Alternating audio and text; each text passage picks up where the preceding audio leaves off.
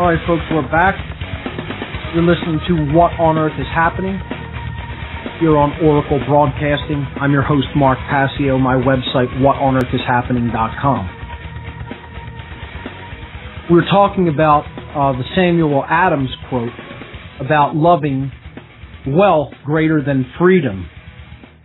And this is something that, unfortunately, has spread like a plague in modern America.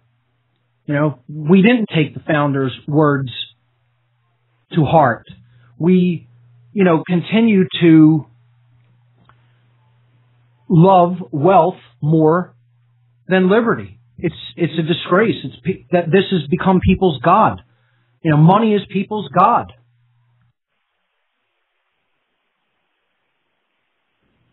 And if we don't come out of that mind state soon, we're going to be the subjects of that God called money. And that God called money wants to put everybody into chains. And Adams was explaining this to people. He was helping people to understand, if you are putting a value on money and elevating that to a greater value than something like freedom, truth and freedom, that level of cowardice and inversion of values is going to put you into your chains, literally. He understood that that's how natural law worked. See, but I want to read another quote that I think is very powerful from Samuel Adams. And this is a quote about willingly giving over. A couple of quotes, actually, about willingly giving over rights to other people. So he said, quote, "No people will tamely surrender their liberties, nor can be easily subdued when knowledge is diffused and virtue is preserved. On the contrary, when the people are universally ignorant and debauched in their manners, they will sink under their own weight without the aid of foreign invaders." So he was saying when morality and the lack of understanding of one's rights is on the decline, you'll be conquered from within. You won't even need to be conquered from without. People in their ignorance will just give up their freedom. And that's what is happening in the United States. He prophesied it right there himself in that quote. He said it doesn't take a majority to prevail, but an irate, tireless minority, keen on setting brush fires in the minds of men. I didn't make slides with these quotes for today, but maybe I'll add them to the podcast so you can look for that in the podcast. I'll definitely make a couple of these quotes that I'm going to read today as slides and add them as images. And, keeping hand in hand with this, Samuel Adams also was quoted as saying that a general dissolution of principles will more surely overthrow the liberty of America than the whole force of the common enemy. Now listen to this here. This is so powerful and important. While the people are virtuous, they cannot be subdued. But once they lose their virtue, then they will be ready to surrender their liberty to the first external or internal invader. He understood that a dissolution, a dissolving of principles and virtue is what's going to ultimately conquer America. I'm not sure who it is. It might be Samuel Adams. It might be another. Maybe it was Thomas Jefferson. He said that the Constitution was written for a holy, virtuous people and for no other. Meaning that if the people aren't virtuous, it doesn't make a difference what the so-called law of the land is. They're not going to be living under natural law. And therefore, they're going to be conquered by tyrants. They're going to willingly give themselves over to tyranny because they don't have any inherent virtue. And their value systems are degraded. And what they value in their life is not what they should be valuing if they're going to have any chance of protecting freedom. So before we go to the phones, I have one more quote. This is one of the framers of the Constitution who actually co-authored the Second Amendment to the U.S. Constitution. His name was George Mason. And he said, see, we read last week the Second Amendment, interpreted some of the words, trying to get people to the understanding of the true meaning of some of the words that are used in the Second Amendment.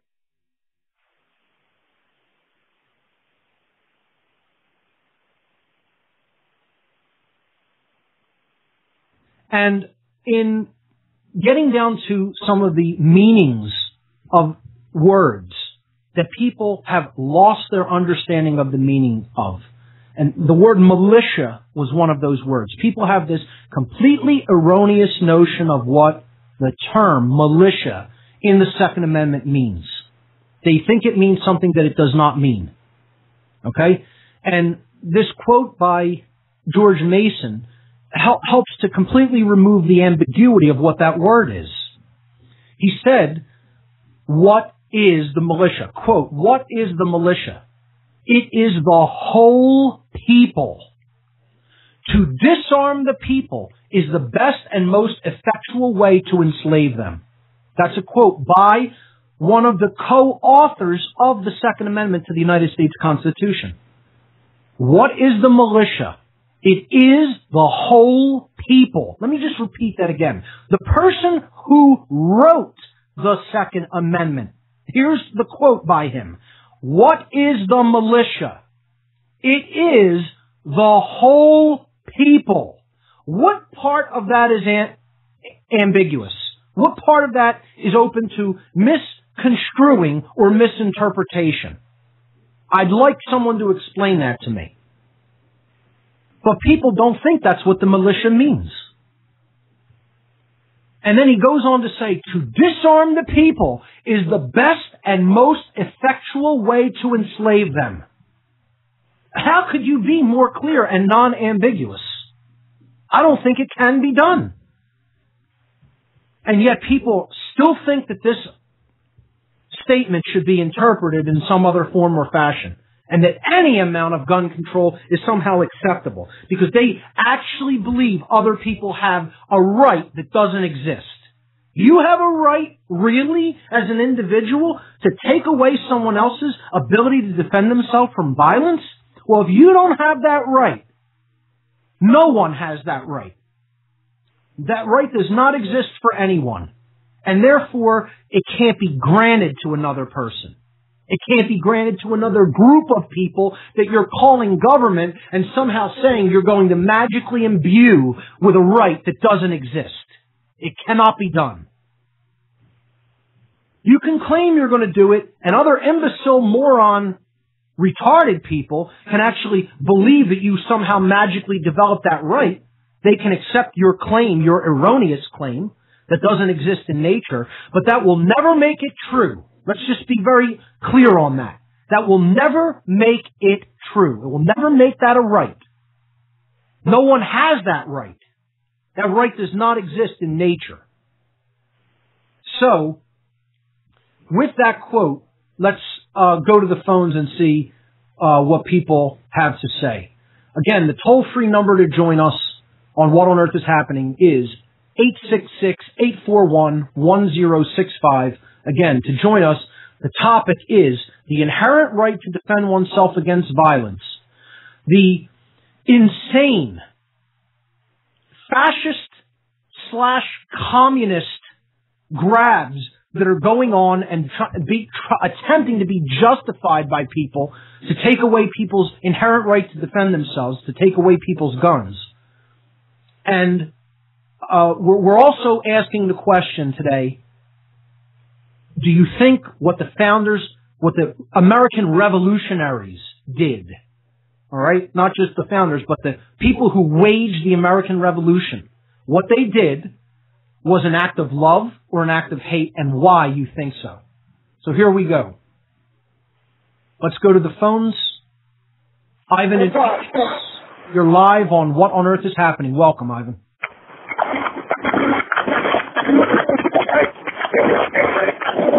Ivan, I'm having a real hard time.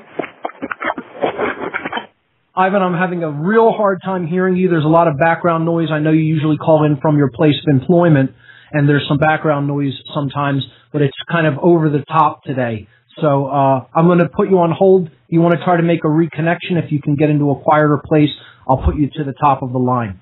All right, Richard in Washington, you are live on What on Earth is Happening. Welcome. Yes, Mark. I hope we can have a short dialogue because I believe in everything of the concepts you're saying, but I'm thinking that as a practitioner of the trivium and the quadrium, you're actually using words in a wrong connotation. What we have, and I will defend this freedom to my death, is we have the right to make a choice. And the real word is choice. We have a choice.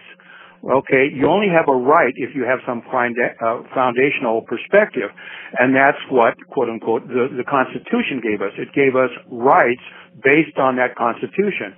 But that's the next distinction.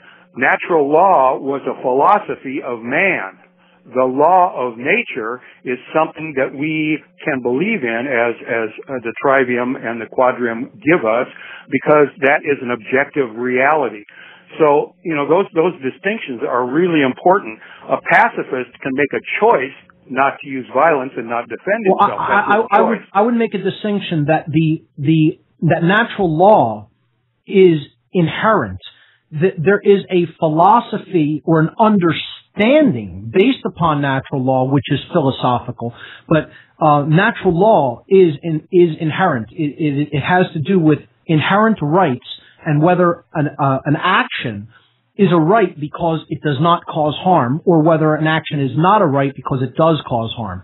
So I would say it's not in itself a philosophy of man, but the understanding of it is a philosophy. That's the only distinction I would make, but I agree with what you've said there.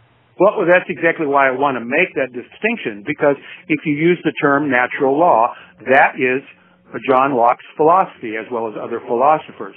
But the law of nature is a physical, objective reality of the trivium and the quadrium. And you have to be very specific in that, because you can get people confused by the fact that you're not talking about gravity, you're talking about a concept that is oriented around egocentric perspective. Well, I call it natural law, as many other philosophers throughout time who have understood these principles call it. You could rearrange the term and call it the law of nature. I'm not trying to split hairs on the term. If John Locke called a specific philosophy natural law, that doesn't mean it's the same thing I'm talking about when I talk about natural law. I think I've been very specific about what the term that I'm using, meaning natural law, means. That it is about. I totally agree with you. You defined it very adequately, but that's it. You're defining the laws of nature. In the Constitution, it says the God of nature, and nature's God. Right. And these are the laws of nature. That's right. They are laws. Correct. But as you quoted with Adams referred to natural law because he was a follower of John Locke. They agreed to the same philosophy, but that same philosophy is not a law of nature. And we can point that out by what Thomas Paine, because you and I both agree that he was one of the most outstanding of the founding fathers. And then I'll remind you that I was the person that asked you to rethink the founding fathers. But in Thomas Paine's time, he said it is a duty of a patriot to protect his country from his government. Sure. Well, I think because I believe now the times have changed, I think it's the duty of a patriot to protect himself from all governments. Yes, because we have evolved. Yep. Oh, sure. And this is something that I totally agree. The founders did not have a total enough understanding of natural law, true natural law. They had a somewhat developed understanding of it, but they did not go far enough, which is why, again, I keep bringing up the quote by the Buddha that on the path to truth, you can only make two mistakes, not starting and not going all the way. The founders started the path to truth, but they did not ultimately go all the way. It's up to us today to understand we need to go all the way and understand all government, no matter what it is inherently illegitimate, because it is all based on the violence ideology, and it is based on taking away choice from people, and ultimately that is the equivalent of making them slaves. Exactly. And the second quote by Thomas Paine, and this will get to the heart of the question you asked, it is my religion to do good. Okay? I believe that religion was instituted, starting with the Caesars, the downfalls of the Caesars, and then picked up by the Holy Roman Empire because they want a continuation of subjection, is religion is being used to subjugate us, and because of that, we use that as a mistaken and fraudulent foundation to give definition to words. And those words, unless you use that religious framework, don't have the same connotation. Excellent point. I definitely agree. And that's why I'm so specific about using the term laws of nature. Right. And if that then explains your question. There's perhaps less ambiguity in that term than just natural law. But see, one of the things I've been trying to do, instead of even using the term natural law, is take it to a different level in the phrasing of the concept, and call it the underlying spiritual laws of creation. Then it's very difficult to misconstrue what we're talking about. And this goes to the true meaning of the word natural. The etymological meaning of the word natural comes from its derivation as an Egyptian word, neter. Neter meant spirit. So when we're talking about natural, neteral, it means spiritual. So natural laws are the spiritual laws that ultimately govern the conduct of human behavior. Exactly, and that's why it's so important. If we're talking about spiritual concepts or philosophical concepts as humans, or we're talking about things we have to deal with in nature, the laws of nature. Right. And then to answer your question, is it love or hate? It's neither. That's a human concept. The choice, I would defend my right to have choice because I believe that's what I have as a multicellular organism. But the concepts of love and hate only exist if 2 or 3 people get together and we choose to agree to our terminology. They aren't laws of nature. They're totally misleading concepts that get us away from the true thinking of what do we have to deal with in nature. And that's why I've always recommended the Parable of the Tribes by Andrew Schmuckler.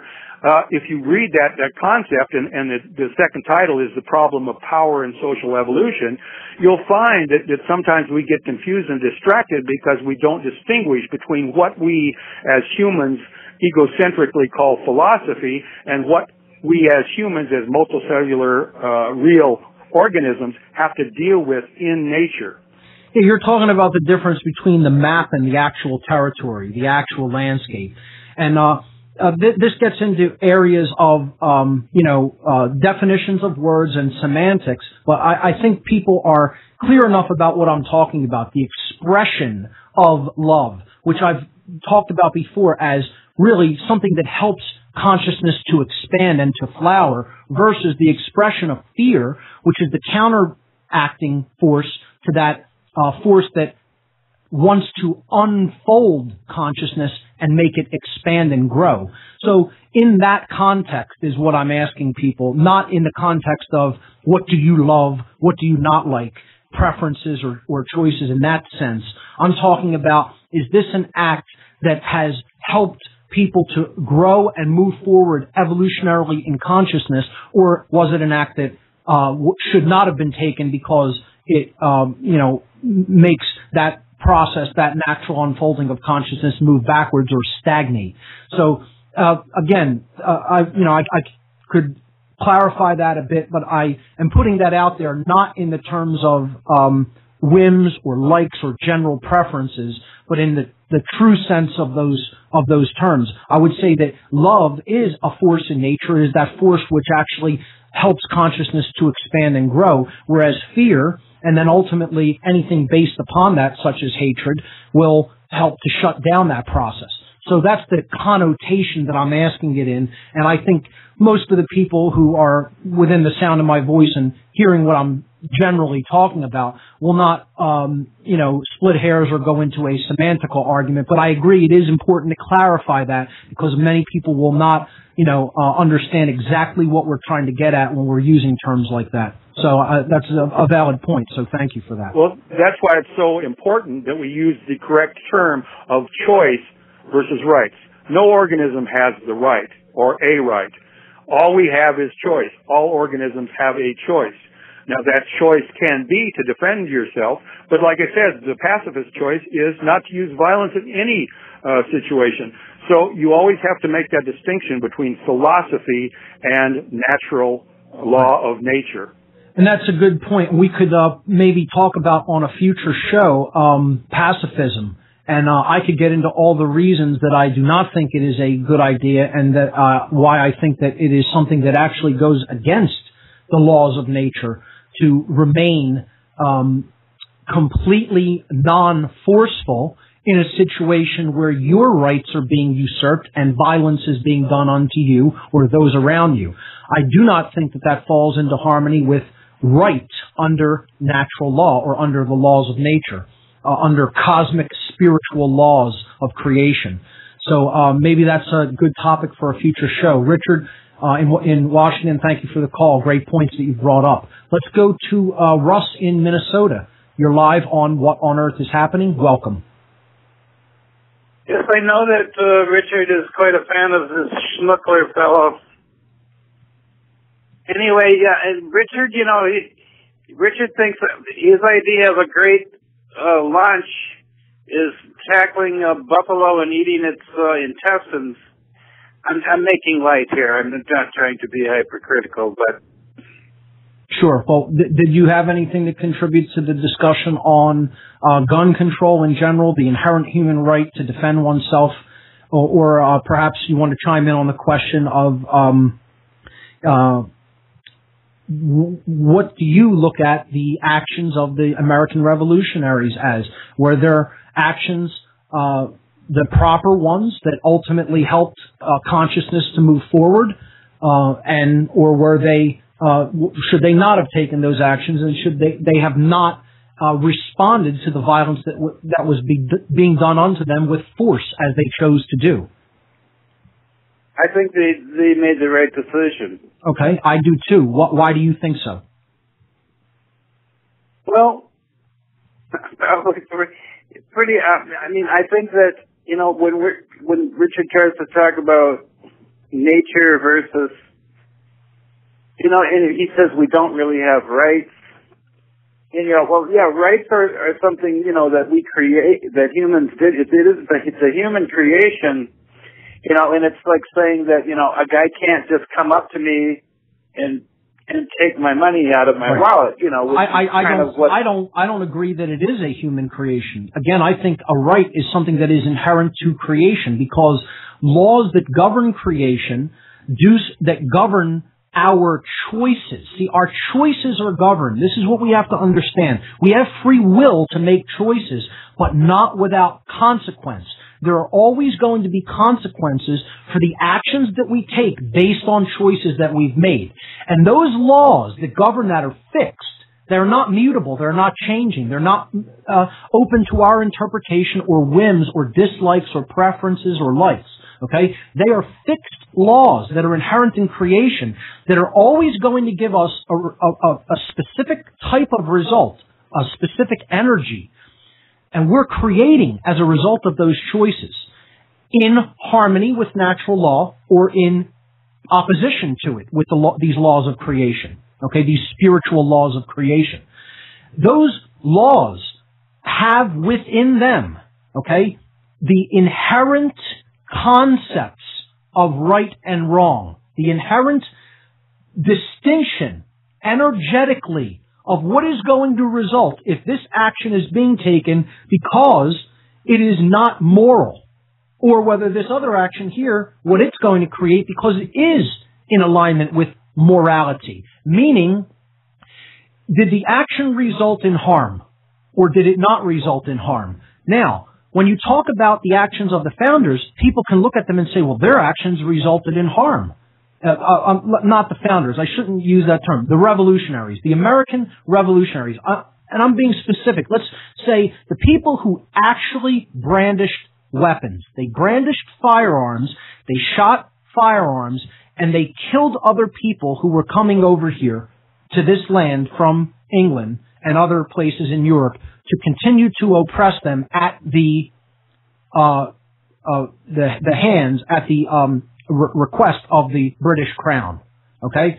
So the revolutionaries, you could say, well, were they causing harm to the physical bodies of other people? Yes.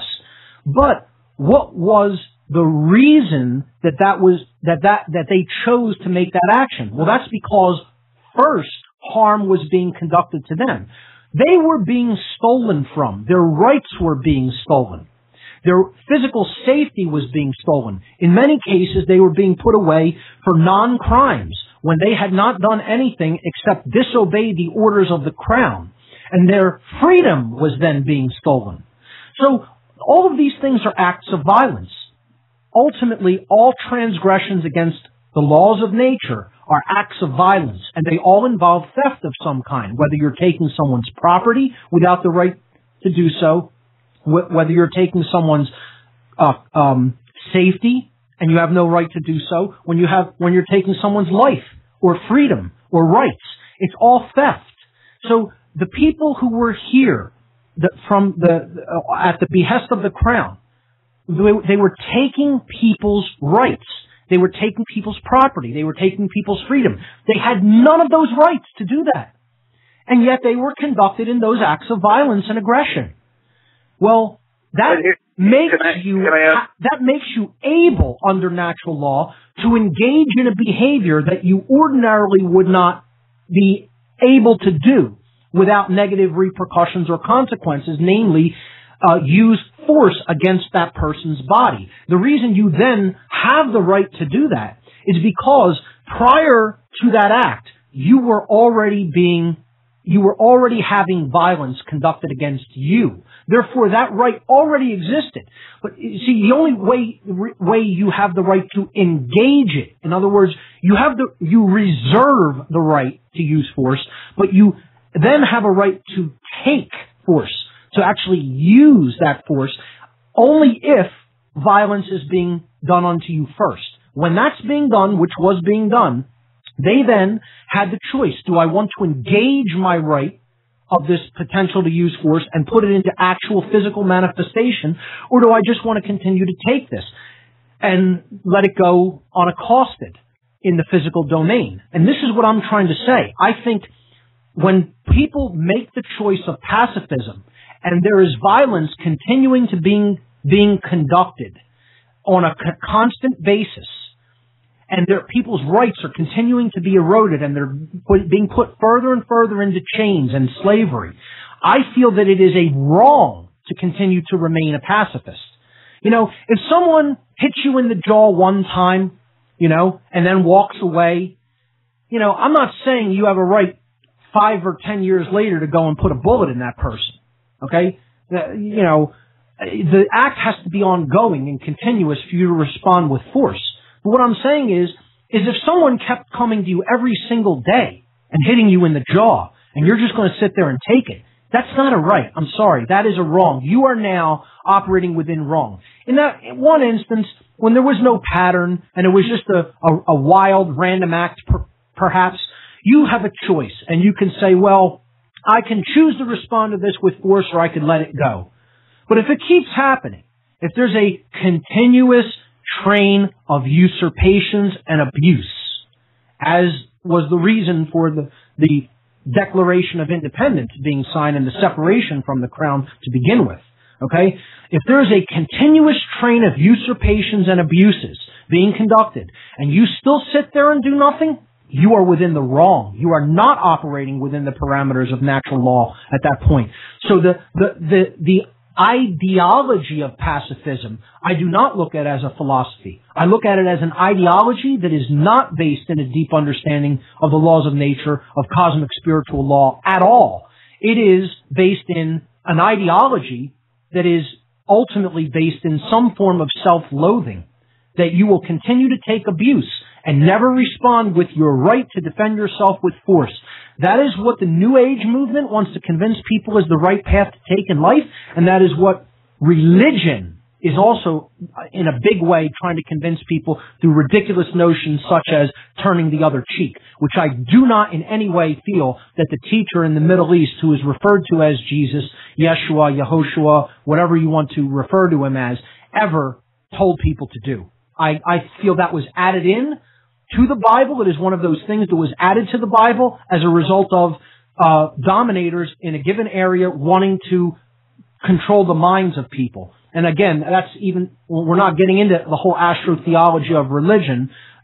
Even if you do accept there was a teacher or set of teachers that were teaching true, deep, cosmic principles about the laws of nature in the location of the Middle East in general, around the time of the 1st century AD.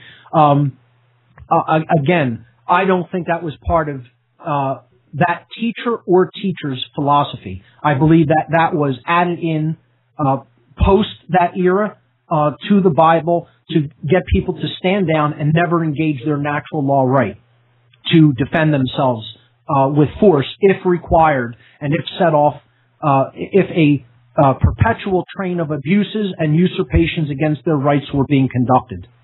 Your response to that? I mean, in the Bible, it's really sometimes difficult to figure out exactly who said what. I mean, I just read a verse the other day where it says, God did not send his son to judge. And then a few chapters later, it says, Jesus says, it was for judgment that I have come to this world. Right. You know, so, yeah, I mean, the Bible's full of, I think, it was written by a lot of different people, and whatever one guy felt on one day, he would say, and another guy would say something else, and they'd attribute quotes to Jesus that probably were never made. I think a lot of the conversations that Jesus has with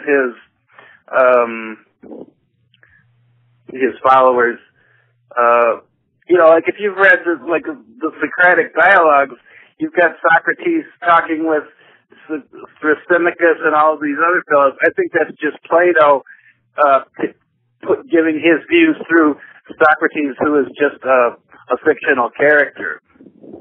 Interesting. And I see Jesus. I see Jesus in the same way. He's been being used sort of as a protagonist, as a mouthpiece, you know, right? In a literary work. Yes, it's quite possible. And you know, I'll if you have anything else, go right ahead. I have a quote that I want to read about Jesus's idea about peace in the world, about maintaining peace, and what, you know, a quote attributed to him is about, that I think is one of the most encouraging and one of the most profound statements that is made in the Bible philosophically. So do you have anything else for us, Russ? Well, if I could just hold on and listen, I'd appreciate that. Oh, absolutely. Thanks so much for the call. Great points. And, you know, here's a quote that I do take to heart that was written in the Bible. In Matthew chapter 10, Jesus is quoted as saying, "Do not suppose that I have come to bring peace to the earth. I did not come to bring peace, but a sword. For I have come to turn a man against his father, a daughter against her mother, a daughter-in-law against her mother-in-law. A man's enemies will be the members of his own household. Anyone who loves his father or mother more than me is not worthy of me. Anyone who loves his son or daughter more than me is not worthy of me. Anyone who does not take his cross and follow me is not worthy of me. Whoever finds his life will lose it, and whoever loses his life for my sake will find it." Now, I look at that as a totally beautiful, spiritual, allegorical statement that is talking about very similar to the same things that what Samuel Adams was talking about in his quote from, I believe, 1774 or 75 that I read earlier on the show. He's saying that the truth is not about peace. Jesus always, you know, referred to himself as the truth. This is the voice of truth. And he's saying he didn't come to bring peace. Truth is here to stir things up. It's here to create conflict. He came to bring a sword because so many people have begun accepting that which is not true as the way things are. You know, accepting illusion and fantasy as truth. And he came to turn people of their own family against each other. Those who would be willing to see the truth and go wherever it leads, and those who would just stay in their ignorance and continue to engage the illusion. And that's going to create dichotomy. It's going to create conflict, especially in families. See, if you want to just maintain peace, you're not on the side of the truth. The truth is an uncomfortable process to go through, to recognize the reality of the world. It shouldn't make you comfortable. It shouldn't make things tranquil. It's a stirring up process. It's here to stir the pot. It is here to rock the boat. That's what the truth is about. You shouldn't be comfortable in the illusion. And in coming out of it, it's a process involving turmoil and tumult. It's a tumultuous process. And he's saying, if you love your family more than you love me, meaning truth, then you're not worthy of the truth. You should have all of the negative things that are going to result as a result of your willful refusal of truth to happen to you. That's what's being said here. It's just like, if you love wealth, you love your business because you have a business, you don't want to fight against tyranny. You'd rather be able to keep your little pittance that you make in your business than have real freedom. You're not worthy of freedom then. Which is what Adams is basically saying to these cowards that he was speaking to. And Jesus is saying, if you're unworthy to go and follow the truth wherever it leads, take up your cross, regardless of how uncomfortable it is going to be to engage truth and spread it to others. If you're not willing to do that, you're not worthy of the truth. The way, the truth, and the light. The way, the truth, and the life. And he's saying whoever finds his life will lose it. Powerful statement. And meaning if you love your life more than you love truth and freedom, you're ultimately going to lose your life. Because what's your life worth? You're saying your life is worth more to you than truth and freedom. So you would defend your life, meaning you would stay in your shell, stay in your shackles, you would stay in your bindings, as long as you wouldn't have to take a chance to endanger your life. See, that's what he means by those who finds his life. It also means those who loves their life. If you love your life more than you love truth, and again, this is a connotation of the word love. It means if you're willing to preserve just your life, because you won't get your hands dirty in the fight for truth and freedom, because you won't speak out of fear, because you're willing to stay in your shackles of safety and so-called security, rather than come out onto the battlefield for truth and freedom, then you're not worthy of your life. You'll ultimately lose your life. You're going to lose everything that makes life worth living. And he says, whoever loses their life for my sake, for the sake of the truth, will find it. They'll have true power. They'll have true life. Their life will be imbued with meaning and purpose. If you lose your life, meaning you're willing to lay down your life for the truth. You don't care more about your life than you do about truth and freedom. Just like many of the revolutionaries who fought the Revolutionary War did. And they lost their lives. Physically, literally, in this engagement for truth and freedom. I don't know if we're at that level of courage as a people. I somehow have a very negative stance when I look out the window, when I walk down the street, and I see these dumbed down golems that have been made into a retarded form of life. They have been slowed down to a point where the mental processes are just not engaged enough to even understand what freedom is, let alone to have the willpower to be engaged enough to fight and protect it. But I do think there's that small irate, that tiny irate minority that Samuel Adams talks about that may be able to put a dent in this and make a difference. I still think it's possible. As for the masses, I think they are so hopelessly, irreversibly dumbed down that I don't put too much faith in anything that they could do in the way of creating real change here. But in that irate, tireless minority, if we really go even further, go all the way, and engage the will, maybe we can make something powerful and positive happen. Let's go back to the phones. Jane from Baltimore, you're live on What on Earth is Happening. Welcome. Yeah, Mark, I don't question your intentions or your sincerity, but I do have a problem with your idealized interpretation of the American War of Independence, which really was a civil war and not a popular revolution. And it was opportunistically undertaken on the basis of securing support from other empires, including the Empire of Spain, the Kingdom of France, right, the Dutch Republic under the House of Orange, and Frederick the Great of Prussia against the British Empire. Explain those reasons. It is because the revolutionaries would not have had the ability on their own to beat back a full invasion by the British. Of course, they went to other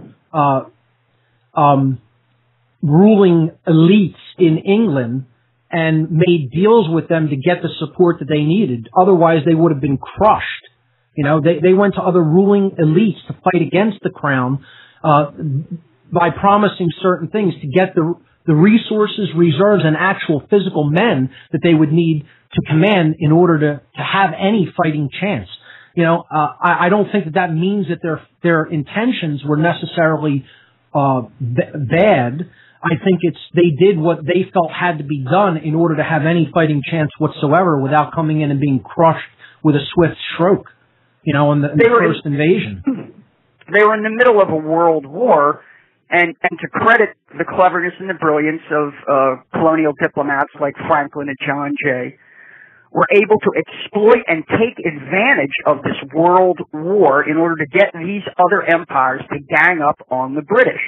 And especially French money, French troops, and the French Navy, which was pretty much completely responsible for the victory at Yorktown by bottling up the British.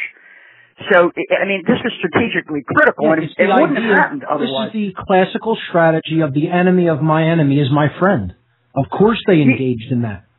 I don't think that inherently makes them evil in any way or means that they themselves had any motives to enslave the American population, but I think they were appropriately cold-blooded and cynical about it, and that's how we should be when it comes to the Chinese communists, the Russian gangsters, the Muslim Brotherhood, what about other forces that exist out in the world. What about the forces of communism and totalitarianism and fascism that are at work right here in the United States?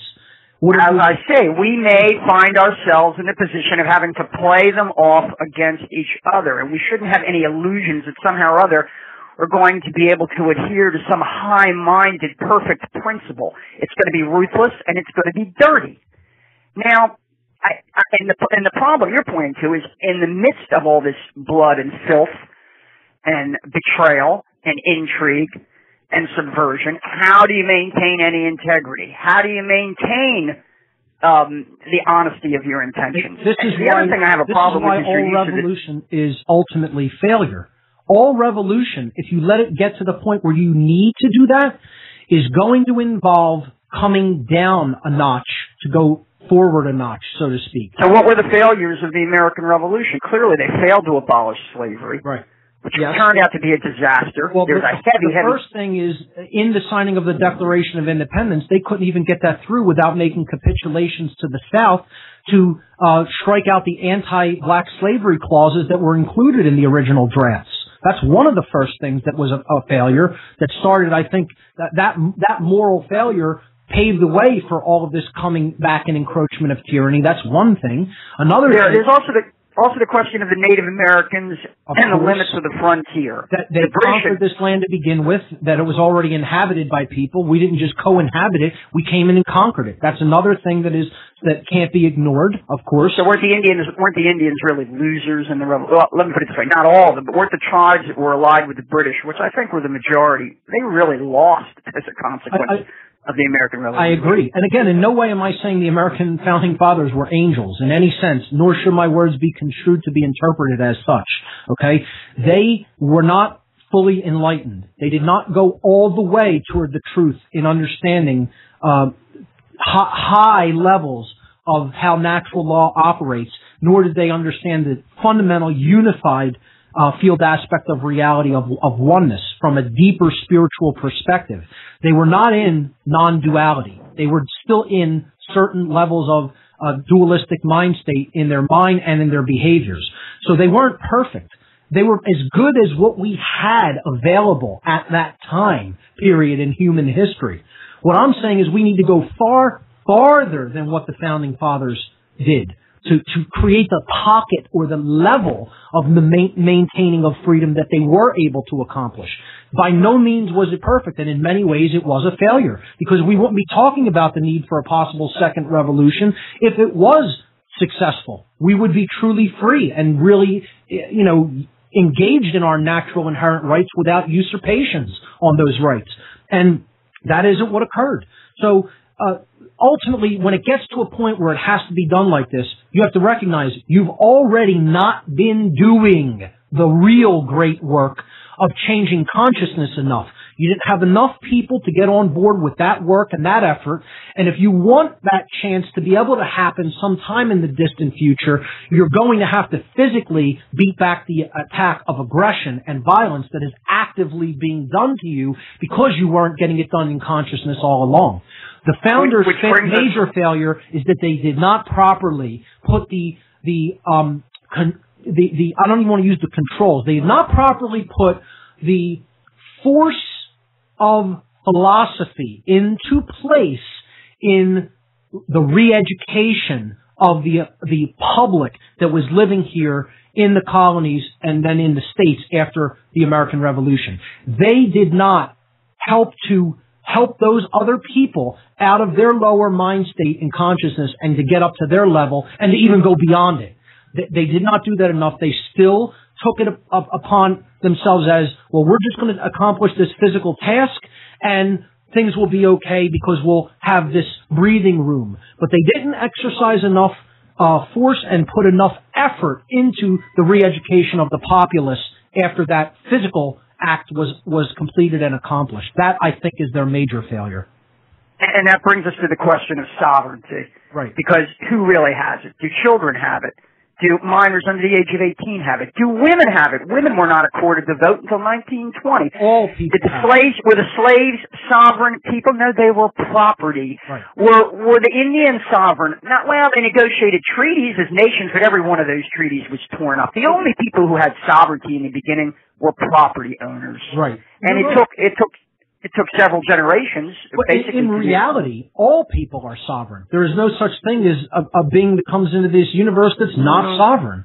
Only someone who's willing to fight for their freedom. Only someone who's willing to fight for their freedom and kill for it and die for it is sovereign, in my view. I would say they're the people who are deserving of the maintaining of that freedom without them having to understand the importance, the value of it, without it first being taken from them. I still wouldn't say that inherently that means that they are no longer sovereign. See, this comes to the point, and I think you've made some great points, Russ. I don't want to, say that the points that you have made aren't really worthy of considering, but I think we have to understand the difference between what is someone who is inherently sovereign, and that sovereignty can never be really taken from them, even if they claim that they're okay with being a slave. And this, I'm going to let you go because I want to read a line to people. I want to read a quote to people about, this isn't Russ, this was Jane. I apologize. I'm going to mute you up and you can continue to listen. But I want to read another quote by Samuel Adams that really speaks to this point, okay? And it's one of his lesser-known quotes that he was writing in some of his letters. Let me bring it up here because I think it's extremely powerful. And it's a quote that I think is underrated and people really haven't been exposed to very often. And here it is, quote, "It is the greatest absurdity to suppose it in the power of one or any number of men at the entering into society to renounce their essential natural rights or the means of preserving those rights when The grand end of civil government, from the very nature of its institution, is for the support, protection, and defense of those very rights, the principle of which, as is before observed, are life, liberty, and property. If men, through fear, fraud, or mistake, should in terms renounce or give up an essential natural right, the eternal law of reason and the grand end of society would absolutely vacate such a renunciation. The right of freedom being the gift of God Almighty, it is not in the power of man to alienate this gift and voluntarily become a slave. Now, if you really sit and break down each individual component of that, particularly in the last sentence of it, if men through fear, fraud, or mistake, through fear, through fraud, having things done fraudulently to them and being put through the ringer of mind control, and mistake, should in terms, that means over time, that's an older way of saying in terms means over time, should they renounce or give up their essential natural rights, meaning admit, you have the authority to do this to me even though it doesn't exist in nature, the right to do such a thing, and I'm going to accept you as an authority, and I'm going to accept that I have to obey your authority, meaning that I am a slave, okay? It says that such a renunciation of rights would be absolutely vacated by the laws of nature. In other words, you can claim all you want that you're a slave, just like they can claim all they want that they are masters, but it will never be so. It will never actually be such in nature. See, this is where the distinction that Richard brought up earlier about what people perceive versus what actually does exist in nature has to be made very clear. There is no such thing in nature as masters and slaves. It has never existed and will never exist. In a diseased psyche, there has been a condition created on the earth through the disease of the psyche of the experience of the relationship between a master and a slave, but know that that is only an experience that is a result of a diseased psyche. In nature itself, those people who were the commanders or the masters were not really commanders or masters. They're playing that role. They're being perceived as such. If you were a completely objective observer that could somehow exist independently of this universe and look in on it, you would see these are just people having an experience that this side claims is a master and this side claims that they are their slaves or their subjects or servants. And in reality, that's not so. Nothing in nature makes that arrangement such. These are just choices to believe in certain completely unfounded and poisoned worldviews that have no bearing in truth or fact or principle, and to latch onto those diseased ideas and accept them as being true when in fact they are in no way true. That distinction has to really be understood. That in nature there is no such thing as a master or a slave, because in nature there is no such thing as the authority of one being over another. It does not exist. If you think that exists in nature, you are delusional. Delusional. It doesn't exist, never has existed, never will exist, because no such right exists in nature under the laws of creation.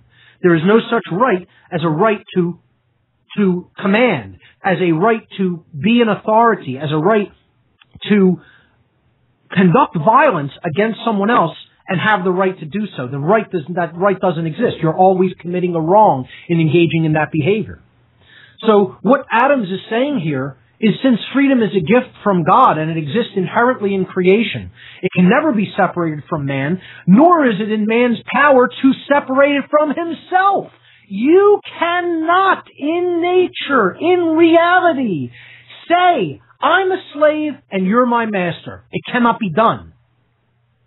Since that is against inherent laws of creation, you can only make the claim, but it will never make it true. Nobody can voluntarily be a slave. If you think you can do that and accept slavery, you are wrong, meaning you are existing within wrong. You are not in harmony with cosmic spiritual laws of creation.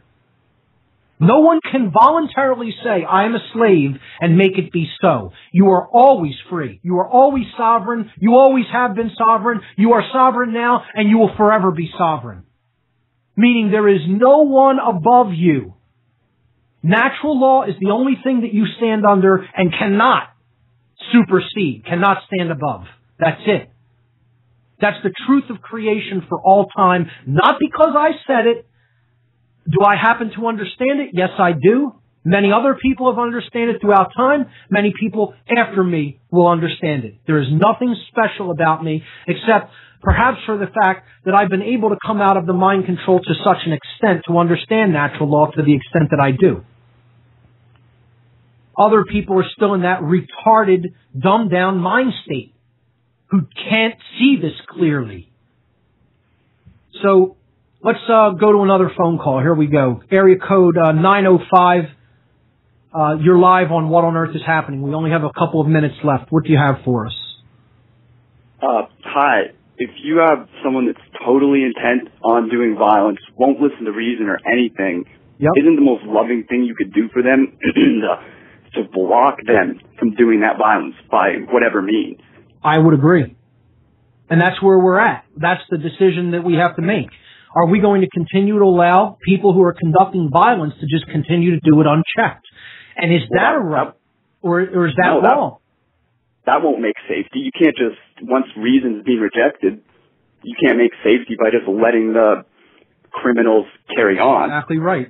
See, the way you stop it, the way you do provide a level of insulation against that negative eventuality is you make sure from the time that the being is young that you hammer the understanding of the laws of creation, of how we create our experience into them. This is why shamanic and indigenous tribal cultures do not have the rates of violence by any stretch of the imagination, even per capita, even by numbers of population that we do in the Western world, or again, throughout the world, really.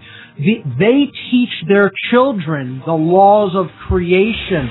They teach their children inherent natural law rights from very young ages, and they are not really permitted to refuse those, or they get ostracized from the society and cast out into the jungles where it's basically a death sentence. That's how they handle that problem from ever manifesting in large numbers, and that's the right way to handle it. Unfortunately, we have not decided to do anything about the continued usedupation of violence. Energized